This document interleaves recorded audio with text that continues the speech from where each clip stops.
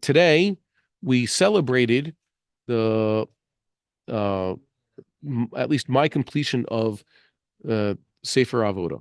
I've been studying Sefer Avoda, the Rambam, in order to prepare for these shiurim and to do my own personal research.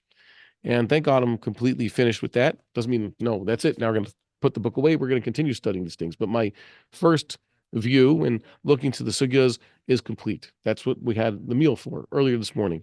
Tonight is also my grandfather's yurtzeit. Isaac Emmerich Schwartz, of blessed memory, Yitzchak Isaac ben Yaakov HaKohen, passed away 18 years ago on this date, the 14th of Mar Cheshvan. I was pointing out, my first grandfather passed away 43 years ago on Yud Dalid Iyar, which is Pesach Sheni. My maternal grandfather passed away 18 years ago on Yud Dalid Cheshvan, which is 6 Hebrew months, exactly 6 Hebrew months after. Okay, so that's how I remember them. And my grandfather was a very humorous man. At least that's what my father tells me, because he was not so eloquent. He didn't speak English so good, apparently. And I didn't know Yiddish, and even that he wasn't so, he wasn't the man of words. But apparently, when he did make jokes, he was funny, and he was very hardworking, very committed. My grandfather was always the first one to shul in the morning. And even when you couldn't find the Vasika minyan, still, he was the first one at the Ashkama minyan, the earliest minyan.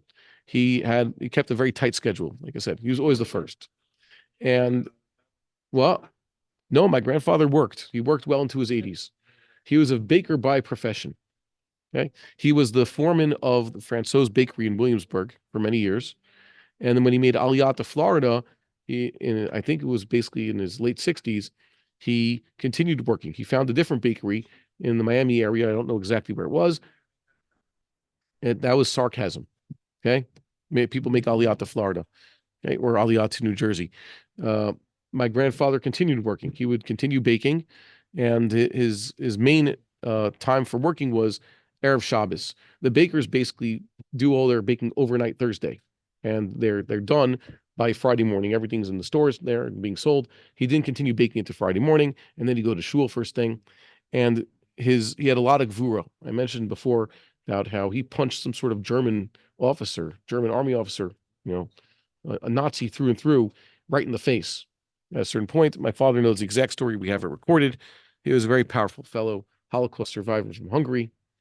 And he used to come back to New York to visit, because that's where his family was, in his 70s and 80s, and he'd take the subway in the middle of the night alone to get back to Williamsburg, to the old bakery, and to work a shift on Erev Shabbos overnight.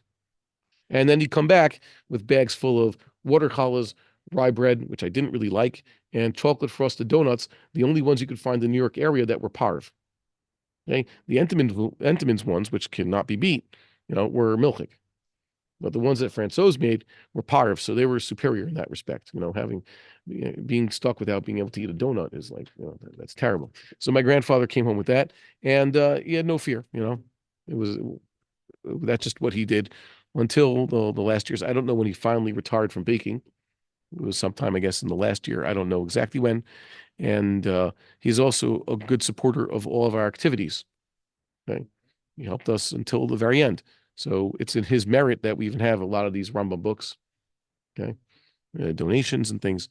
So we're very thankful for him, and we miss him. It's been 18 years.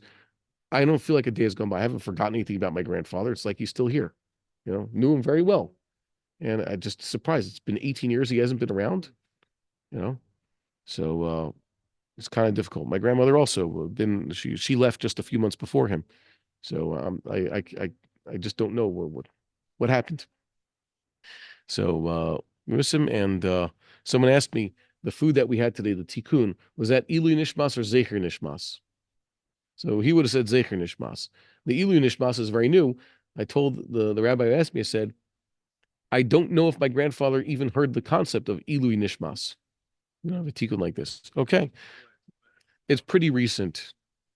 Giving a tikkun, because that's what they used to do. Right? That's the old term, because that's what it was.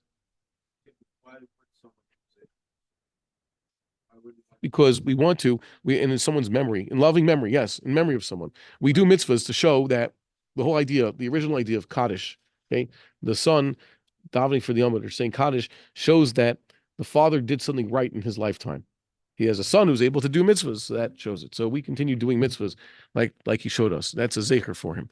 Really, there's an essay we could see about this. It's really theologically difficult to say that I do a mitzvah now and somehow I could give a deceased individual mitzvah points in the next world if there's such a thing exists. But that's the simplistic idea.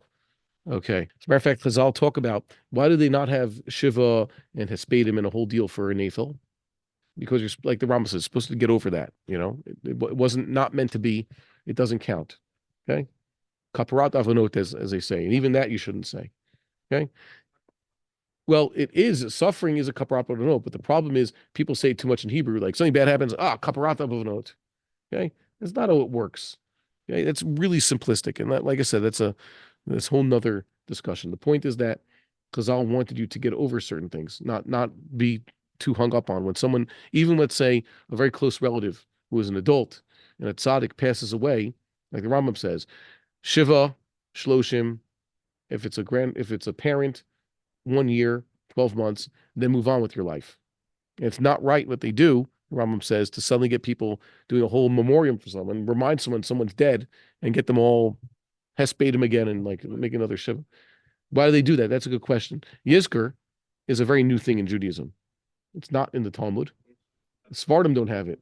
No, my grandfather, what do you mean? My grandparents, they're very into Yizkor. Yizkor was the day that everybody had to show up, but my grandfather was always in shul anyways. Okay? I'm saying that was a big deal. Yurtzeit candles and Yizkor, but that's very new. Yurtzeit candle, oh boy, that's not part of rabbinic Judaism. No, there's not. Yurtzeit candles are garnished.